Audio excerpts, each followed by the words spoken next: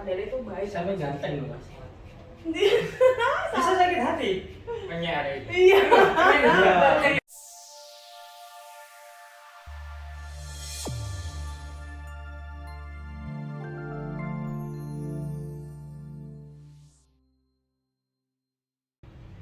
Assalamualaikum warahmatullahi wabarakatuh. Halo Sobat Semanggi University, kembali lagi di acara Semanggi University, di acara bedah buku kali ini ya, dengan Coach Shop Surabaya Timur tentunya. Jadi untuk segmen bedah buku kali ini kita ditemani mas-mas dan mbak-mbak cantik ini. Diperkenalkan dulu aja meskipun ya sudah sering ya. Oh ya, perkenalkan nama saya Ibnu dari Coach Shop Surabaya Timur. Mas Ibnu. Ya, saya Robin dari Coach Shop Surabaya Timur. Nah ini Bapak Robert ya. Bapak Robert Oke, baru Pak. kayak baru. Iya. Kayak namanya banyak aja sih. Iya. Oke. Aliasnya banyak. Pembedah materi buku kali ini yaitu Mbak Cantik satu ini. Nama Paling saya- cantik sendiri ya. Nama saya siapa? Siapa Mbak? Nama saya Jennifer. Jennifer. Jennifer kok Ya, nama saya. nggak maju. Nama saya Novia dari Coach Shop Surabaya Timur. Oke, sudah berkenalan semua, jadi langsung saja ke pokok dari segmen kali ini. Acara kali ini yaitu bedah buku. Jadi kita tanyakan terlebih dahulu buku apa yang akan dibahas kali ini. Monggo Mbak Novi, buku apa yang mau dibahas kali ini, mohon jelaskan sedikit lah mengenai tentang buku apa yang mau dibahas kali ini dan juga materi apa atau di bab mana yang mau kita bahas kali ini. Kali ini saya ambil buku dari filosofi teras. Di sini tentang filsafat Yunani, Romawi kuno untuk mental tangguh di masa kini. Tapi di sini saya mengambil untuk di babnya yang memperkuat mental. Nah, dari yang sudah saya baca nih, kalau di sini tuh cara memperkuat mental itu lebih kayak bagaimana kita mempersiapkan diri kita sendiri sebelum memulai hari. Jadi kayak mungkin terkesan kalau dari sini kata-katanya tuh saya hari ini kayak kita ada apa sih kayak omongan Afirmasi. afirmasinya tapi negatif Pak di sini. Afirmasinya tuh kayak saya hari ini ketemu sama orang jahat, saya menerima hinaan dan sebagainya. Tapi di sisi lain setelah ngomong kayak gitu, terus kita tambahin, tapi saya bisa untuk menghandle semuanya. Kayak semisal saya dihina orang, nah gimana caranya saya untuk biar kita itu kuat dan juga bisa menerima itu gitu loh. Jadi semisal kita sudah melewati hari, kita sudah menjalani hari, ada hal-hal negatif yang kita terima, kita tuh tahu, kita tuh sudah siap gitu loh dari diri kita, mental kita tuh udah siap. Ini lebih mudah dari yang saya bayangkan kayak gitu sih. Saya kebanyakan semua orang yang mentalnya itu kurang itu karena memang dia itu dari pikirannya. Jadi dia sudah mengandai-andai apa yang belum terjadi dan dia sudah memikirkan hal-hal yang belum tentu terjadi dan itu semuanya buruk gitu loh. Nah di situ kan akhirnya kita malah down karena mungkin awalnya mikir yang negatif tapi tidak ada afirmasi positifnya gimana untuk menanggulangi dari kejadian negatif kayak gitu. Di sini tuh ada prinsip hidup harus selaras dengan alam. Yang intinya tuh kita harus menggunakan alam. Jadi semua peristiwa di dalam hidup ada bagian keterkaitan sebab akibat dari semesta kayak gitu. Jadi kayak memang kita cuma bisa menghandle apa yang bisa kita handle, tapi selalu ada faktor eksternal yang membuat kita harus siap untuk menghadapi.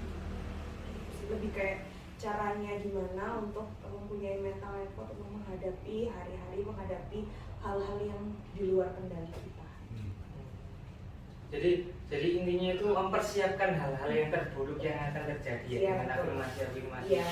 Tapi kita juga harus ada motivasinya kan, soalnya kan kadang ada orang yang menanamkan afirmasi yang buruk, akhirnya dia udah nggak berani ngapa-ngapain. Ya, dia stuck di situ. Nanti aku bakalan misal kayak tadi ya, contohnya di buku tadi, saya hari ini akan ketemu orang jahat, terus akhirnya dia nggak mau keluar kan gitu. Harusnya kan jadi harus diimbangi dengan motivasi untuk memperkuat mental itu tadi ya. Nah, ini coba saya bacakan contohnya ya. Kayak semisal, awali setiap hari dengan berkata pada diri sendiri, hari ini saya akan menemui gangguan, orang-orang yang tidak tahu berterima kasih, hinaan, ketidaksetiaan, niat buruk, dan keegoisan. Semua itu karena pelakunya tidak mengerti apa yang baik dan buruk. Nah, saya tidak bisa disakiti oleh itu semua, karena tidak ada orang yang bisa menjerumuskan saya ke dalam perbuatan buruk. Dan saya mampu untuk tidak menjadi marah atau membenci sesama saya, karena sesungguhnya kita dilahirkan ke dunia untuk bekerja sama. Jadi kayak memeditasi diri sendiri gitu. Kayak gitu sih. Terus ini kan menanamkan praktik stoicisme, yaitu kemampuan untuk tidak hanya menerima tetapi bahkan menikmati masa sekarang atau di present. Jadi contohnya kayak misal kita kuliah, terus habis itu ternyata dosennya itu nggak bisa datang karena macet dan sebagainya. Kita sebenarnya berhak marah sih, kayak kita udah meluangkan waktu, kita udah datang tepat waktu, tapi kenapa dosennya kayak meremehkan kita gitu kan. Tapi di sini kita itu kayak diajarin kita harus bisa menerima apa yang terjadi, karena itu di luar dari kendali kita sendiri. Jadi kayak kita janganlah gampang terpancing. Jadi mental kita itu harus dilatih dengan afirmasi-afirmasi itu tadi. Kalau dari saya sih lebih mempersiapkan mempersiapkan diri kita. Kalau kita udah keluar dari rumah itu kita harus benar-benar menyiapkan apa yang terjadi di hari ini dan apa yang terjadi di hari lusa besok, itu kita harus persiapkan. Jadi benar-benar mental kita itu harus tertata ya, dari kita keluar dari rumah, entah itu di jalan atau di pekerjaan, kita itu harus siap dan kita harus berani untuk menyikapinya, dan kita harus bertanggung jawab kepada apa yang kita kerjakan. Siap berarti. Iya. Ini kan tadi Mbak Novi juga bahas tentang masalah mental apa tadi Mbak? Memperkuat mental. Mental. Nah, definisinya menurutnya kalau Mbak Novi sendiri mental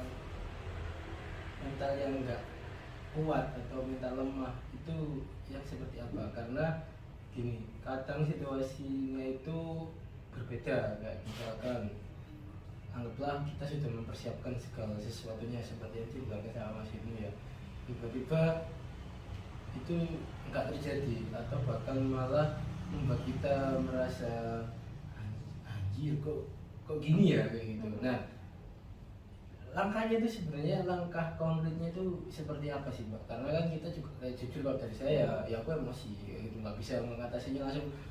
Ya kayak tadi kan katanya stoicisme, apa tadi? Stoicisme. Stoicisme. Nah itu tadi itu apa namanya agak susah menikmatinya. Gak mungkin loh kayak gini. Anggap aja contoh ya, yang saya jadi di jalan, bak motor, terus mempersiapkan beli bensin, bensinnya habis, tak persiapkan tak isi dulu. Ternyata tengah jalan mogok, padahal tak isi. Nah kita itu kesusu atau tergesa-gesa mau ke suatu acara yang kita hadiri. Nah masa kita menikmati ya ada lah. Gak mungkin. Masa dinikmati motornya mau ke dinikmati. Nah itu termasuk apa yang harus dipersiapkan hal seperti itu. Kalau dari buku yang Mbak Novi bahas ini, ya kami sering ngomong ya udah mempersiapkannya kan. Jadi ternyata, aduh kok ini sih. Nah, mungkin dari Mbak Novi bisa menjelaskan sedikit tentang iya, maksudnya stoicisme itu gini. mental kuatnya aja sih Mas. Oh, mental iya, kuatnya. bukan itunya. Ini kan cuma ada tipsnya untuk mungkin mental biar iya. kita punya mental yang kuat ketika ada Iya, kondisi yang jadi, tidak diinginkan itu. Pasti kan kami pernah mengalami yang kayak gitulah. Entah itu dari gitu atau yang lain, pasti posisinya hampir sama seperti itu. Nah itu langkah-langkahnya itu harus seperti apa? Dan pas packing, yang tahu kita persiapkan beli tiba-tiba habis kadang urgent. Nah itu gimana? Ya sebenarnya saya juga sering mengalami sih Pak ya, di luar kendali kita. Tapi kayak sebenarnya kita kalau di buku ini tuh kita harus mempersiapkan dari yang paling buruk, dari yang terburuk dan yang paling buruk gitu loh. Jadi kayak sebenarnya di buku ini tuh menjelaskan cuma kayak misal sebenarnya yang terjadi itu sama pikiran kita itu lebih buruk dari gimana ya jelasnya, kayak kita mikirnya kayak gini tapi yang terjadi itu sebenarnya nggak seburuk itu. Ada yang kayak gitu juga dijelasinnya di sini. Jadi kayak di sini lebih kayak pikiran kita duluan yang jelek gitu loh. Hmm. Padahal yang terjadi tuh nggak kayak gitu. Tapi kalau bisa langsung di lapangan nih terjadi sesuatu itu ya balik lagi sih. Sebenarnya di sini nggak dijelasin sih Pak. Kayak kalau yang terjadi langsung itu kayak gimana? Ini kayak lebih ke mempersiapkan mentalnya itu tadi. Iya. Tapi setidaknya kan ketika kita udah mempersiapkan mental yang terburuk ya, dan itu yang terjadi nggak seberapa buruk, harusnya kan kita udah lebih siap ya, udah lebih menerima. Kecuali kalau kita tidak mempersiapkan resiko-resiko yang terburuk, belum siap lah hati kita. Ketika kita keluar dari rumah, kita masih belum siap dengan resiko terburuk yang akan kita hadapi nanti di jalan. Mungkin kita bakalan sumpek ya, frustasi lah. Karena tapi kalau kita sudah menyiapkan mental kita dengan cara yang disebutkan Mbak Novi tadi, yaitu kita harus memikirkan kondisi-kondisi hal yang terburuk terlebih dahulu, dan kita harus siap dengan itu. Akhirnya kan kita itu lebih kuat mental kita keluar itu udah kuat. Jadi ketika ada kondisi yang terburuk sekalipun, kita udah mempersiapkan gitu. Mungkin itu juga termasuk tips ya yang dijelaskan Mbak Novi tadi. Ketika kita sebelum melakukan sesuatu, kita harus memikirkan sesuatu hal yang terburuk, dan kita harus siap dengan itu.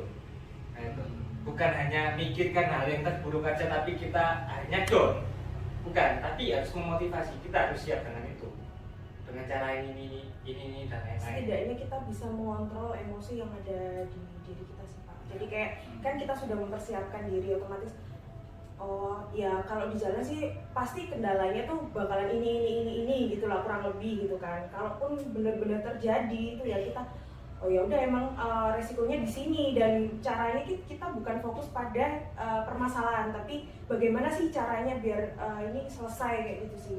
Cuma di sini ada juga kata-kata kan, saat pikiran mendung mulai melanda, ingatlah ada bintang. Jadi kayak pasti ada solusi, ada jadi nggak semuanya mendung sih, pasti Enggak, kayaknya masih goyang. masih siang ya, belum ada Iya. bintang Untung soalnya. apa udah. Aku tertarik dengan sotoisme tadi apa? Stoisme. Jadi kita jangan terpacu atau jangan terpukul karena sesuatu yang tidak bisa kita kendalikan. Nah, contohnya ya mungkin orang lain, seperti omongan orang lain, perilaku orang lain, itu kan tidak bisa kita kendalikan. Di luar kendali kita. Jadi jangan sampai kita terlalu sakit hati dengan omongan orang yang tidak bisa kita kendalikan. Tapi kalau kita bisa kendalikan, misalnya kita nggak suka, kita bisa ngomong. Oke lah, mungkin dengan kita ngomong kita lebih lega. Tapi kita kalau nggak bisa berbuat apa-apa, yaitu kita harus kita yang menguatkan mental kita kan gitu. Jadi soalnya kita nggak bisa menutup mulut semua orang, nggak bisa mengikat semua perilaku seseorang kan ya. Yang kita bisa lakukan cuman Itu telinga, mungkin kalau omongan itu. Nah itu tadi, karena memang banyak banget kalau kita ngikutin sakit hati kita ya, banyak banget yang bisa bikin kita sakit hati. Padahal omongan baik bisa bikin kita sakit hati. Kalau nggak cocok, padahal itu baik. sampai ganteng loh Mas. Bisa sakit hati, menyari. Iya. Kayak gitu ya. Benar. Nah, itu juga termasuk latihan mental sih. Mungkin yang kalau penonton di sini, penonton Semanggi University di sini sering melihat bedah-bedah buku dari Konsep Surabaya Timur atau dari cabang-cabang yang lain, mungkin punya banyak pengetahuan ya tentang pengendalian diri seperti itu sangat penting banget untuk melatih mental kita juga. Ya, kalau dari aku untuk melatih mental, ini aku opini ku pribadi, ini yang tak alami ya. Aku tuh nggak orangnya yang tipikal kayak gini. Aku nggak bisa dimotivasi, ayo kamu bisa, ayo kamu bisa. Jujur aku pusing meskipun itu motivator andal, kalau aku dimiliki itu pasti mental. Tapi lebih suka ke kayak gini. Maaf ya, kayak itu di Surabaya.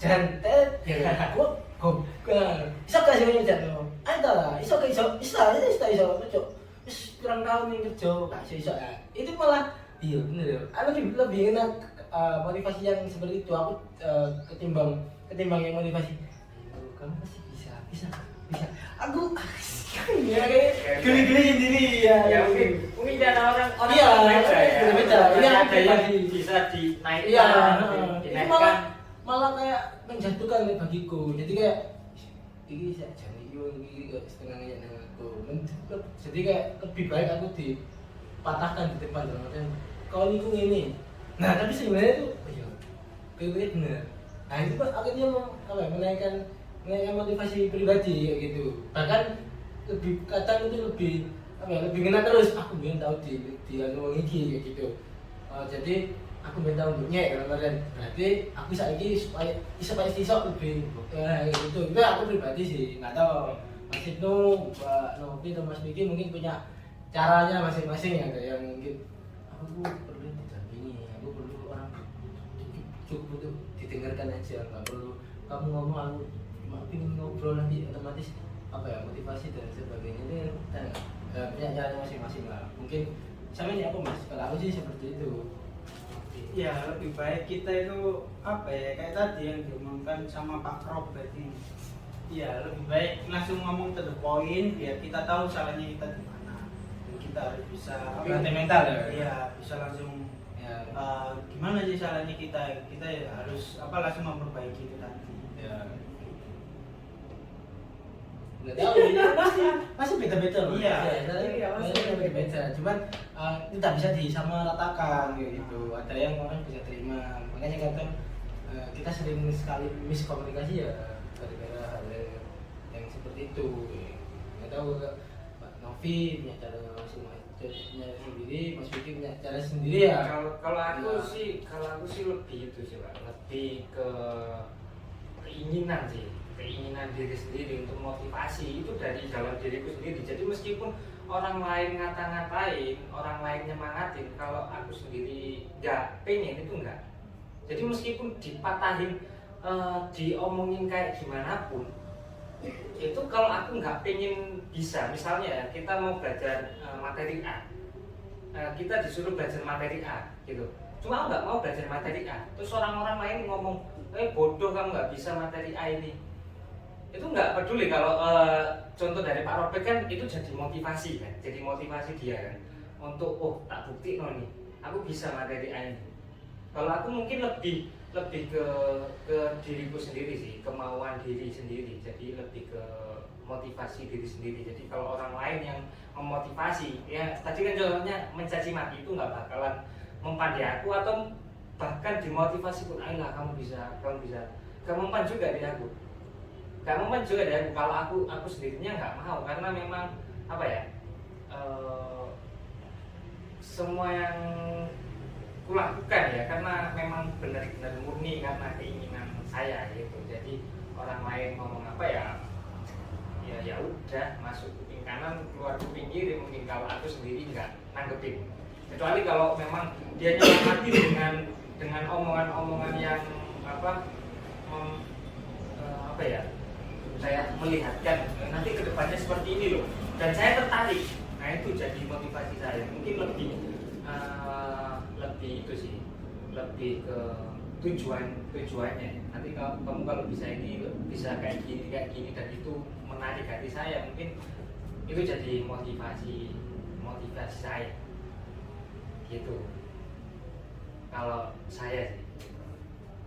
Ya karena orang kan beda-beda juga, karena bagaimana caranya kita bisa menerima atau kita mempunyai motivasi diri untuk melakukan sesuatu atau jadi kesimpulannya dari memperkuat mental itu yang saya tangkap ya di sini. Mungkin bisa dikoreksi sama Mbak Novi atau sama rekan-rekan di sini. Yang saya tangkap adalah memperkuat mental, yaitu kita harus mempersiapkan. Ini di sini saya tangkapnya itu adalah sebuah tips dari filosofi Yunani kuno tentang memperkuat mental. Jadi caranya seperti itu, kita kita kita downgrade atau kita pikirkan kondisi yang terburuk baru kita motivasi, biar ketika kita nanti ada kondisi terburuk sekalipun kita udah mempersiapkan itu semuanya ya. Jadi nggak down. Dan itu apakah masih, nah ini satu pertanyaan lagi Pak, apakah masih layak digunakan untuk sekarang? Soalnya ini kan masalah tentang ilmu dari dulu kan gitu. Apakah masih layak, sedangkan mental orang dulu dan mental orang sekarang pasti jauh beda, dan cara memotivasi diri sendiri orang dulu sama orang sekarang kan juga beda juga. Kalau orang dulu mungkin lebih keras gitu, lebih keras, makanya dia harus dimotivasi. Di sini itu dia harus dimotivasi, kamu pikirkan dulu hal-hal yang negatif, nanti bakal kejadian ini. Nah, apakah orang sekarang masih bisa seperti itu? Masih layak cara itu digunakan di masa ini gitu? Oke. Tak jawab singkat ya, mungkin jawabannya pasti beda-beda. Di era sekarang itu kan sudah beda dengan era kita dulu. Jadi apakah layak atau enggaknya itu kembali lagi ke didikan orang tuanya ketika dia masa pertumbuhan segitu atau lingkungannya lah gitu. Karena zamannya dia sama zaman kita itu sudah beda kayak gitu. Nah, kalau pertanyaannya masih relate atau enggak, ya saya kurang bisa memastikan apakah itu enggak. Cuman kalau nanti ke depan saya juga punya anak atau punya itu ya pasti kalau saya berhasil saya akan coba kasih dia ini gambarnya seperti ini. Kalau nggak sama kamu ya sudah, silakan cari apa yang bisa membuatmu untuk melatih dirimu sendiri atau mentalmu sendiri. Nanti pengalamanmu yang akan memperkuat dirimu gitu. Kalau aku sih gitu. Mungkin Mas Ibnu bisa meneruskan. Tadi siapa katanya mau ngasih konklusi? Kalau aku ya itu tadi ya, kita harus itu ngasih tips-tips gimana biar menghadapi masalah-masalah, dan kita itu harus sama kalau misalnya udah keturunan terus habis itu kita itu kasih seperti aku biar itu ngini tahu ini ya, kita sharing terus Ya, sama juga kasih solusinya itu seperti apa, baiknya itu seperti apa, biar dia nanti yang menentukan. biar Karena dia kita yang nggak menentukan. belum hidup di zamannya dia nanti gitu. Kalau di sini mungkin dari saya bisa sih diambil, karena orang kan beda-beda ya Mas ya. Jadi kayak diambil mana sih yang cocok untuk diri kita gitu. Jadi kita tetap bisa memperkuat mental, tapi mungkin kita punya caranya sendiri-sendiri. Nah di sini itu kan memang ada beberapa tips gitu kan. Jadi kayak kita bisa mengambil salah satunya, dan apalagi sekarang kan Gen Z kayak era sosial media, bahkan kita bisa marah-marah di netizen, itu bisa marah-marah gitu kan di sosial media. Jadi kayak sebenarnya hal itu nggak perlu gitu, karena bukan urusan kita kayak gitu kan. Nah itu kayak bagaimana caranya kita boleh mengambil dari sini, tapi kita disesuaikan dengan kondisi kita gitu, dari diri kita sendiri. Bisa nggak sih nerima ini, atau mungkin ada modifikasi di dalamnya kayak gitu sih. Tapi dasarnya seperti itu tadi ya. Iya, bisa mengambil kalau memang ini cocok lah untuk dia kayak gitu kan. Karena ini memang kan sudah dari 2000 tahun yang lalu nih. Nah, itu. Dan tapi di sini tuh dia kayak ngomong kalau filosofi ini tuh praktis dan relevan untuk kehidupan generasi milenial dan Gen Z. Jadi mungkin di sini pun sudah dimodifikasi bagaimana cocok sama generasi yang sekarang. Cukup. Oke, jadi intinya seperti itu. Jadi kita harus memperkuat mental kita ya. Sebelum kita melakukan apa-apa, kita dasari dulu dengan mental yang kuat. Bahkan orang kaya pun dia pasti punya mental yang kuat. Kalau nggak punya mental yang kuat ya uangnya ini buat kemana-mana, karena dia tidak punya mental ya. Itu untuk jadi orang kaya doang. Orang nggak cuma orang kaya sih, orang miskin pun kalau misalnya nggak punya uang dia bisa melakukan, kalau nggak kuat mentalnya dia bisa melakukan tindak kejahatan. Karena itu mental miskin mas. Karena itu mental miskin kan. Ya kan pengendalian ya akhirnya. Jadi mental seperti itulah yang harus mental itu juga sangat berperan penting dalam kehidupan kita. Jadi kayak gitu intinya. Terima kasih untuk mungkin cukup sekian ya. Iya. Untuk bedah buku kali ini. Terima kasih, jangan lupa untuk like, komen, dan subscribe channel Semanggi University. Oke, sampai jumpa di bedah buku minggu depan. Bye bye.